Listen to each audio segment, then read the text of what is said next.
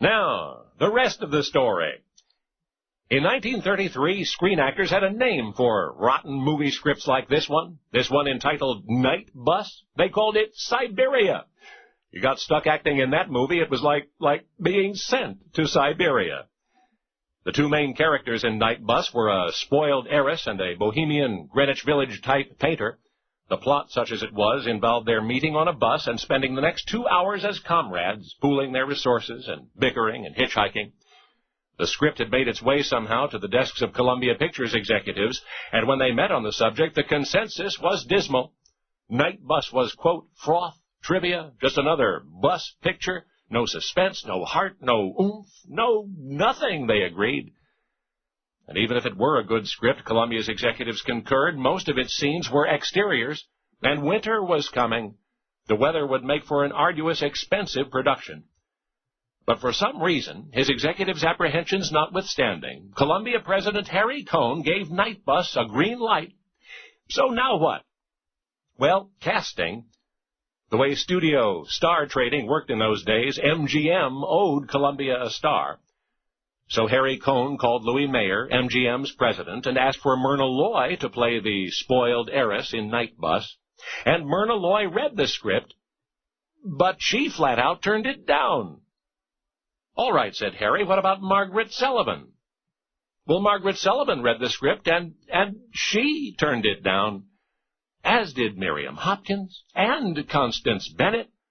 Hollywood was running out of stars for Night Bus. So once more, Columbia executives convened, and after a torrent of I-told-you-sos and a one-week script-fixing session, Columbia's Cohn approached MGM's mayor with another request, Robert Montgomery as leading man. But Robert Montgomery read the script, and he turned it down. But then Louis Mayer got a brilliant, self-serving idea. There was a small-potatoes actor on MGM's payroll, a fellow named Bill.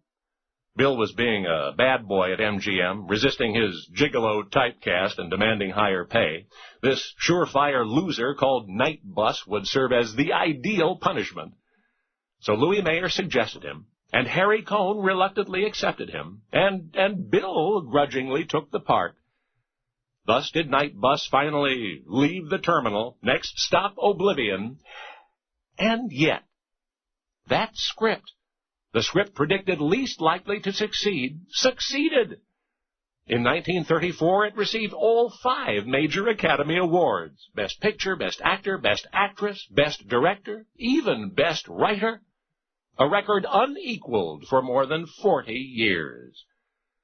Because in the subtle reconfiguration of that irredeemable script, the spoiled heiress character had been transformed into a bored heiress, and the bohemian painter into a rebellious reporter. The name of the script was also changed to It Happened One Night.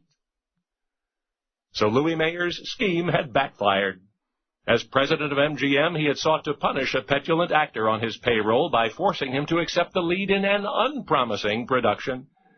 And instead he made a superstar of Bill, William Clark Gable. Only now you know the rest of the story.